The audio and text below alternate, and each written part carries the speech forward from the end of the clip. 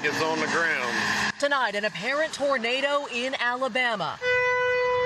And sirens sounding in central Illinois. Emergency managers there confirming a tornado just north of Springfield. Devastating storms from Chicago with downed trees blocking roads and littering parks to rural Illinois where pieces of this brick storefront crashed to the ground. It's bad. Holy crap! Severe weather wreaking havoc far and wide this week, with new video showing an apparent twister tearing through Indiana. In Texas, rescue crews driving through high water after deadly flooding near San Antonio. Here, a car poking out from floodwaters in Mississippi. First responders pulling people out just in time. As Tropical Storm Arthur churns off the Gulf Coast, preps are underway in New Orleans with 2 people already reported dead in Louisiana because of flooding. It could be a worst-case scenario. NBC's Ryan Chandler is in Texas.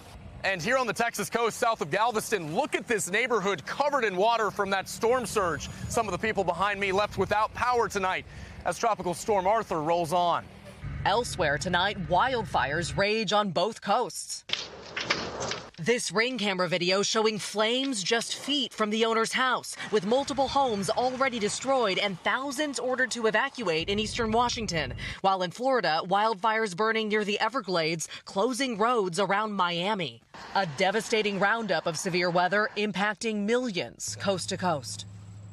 And Maggie joins us now live back in Chicago. Maggie, we see the damage already there, but there are real worries tonight. It could get a lot worse in the region. Yeah, Tom, absolutely. We're getting reports of tornado sirens and confirmed tornadoes across the region. Basically, people in multiple states bracing for more violent storms tonight. Tom. Maggie Vespa.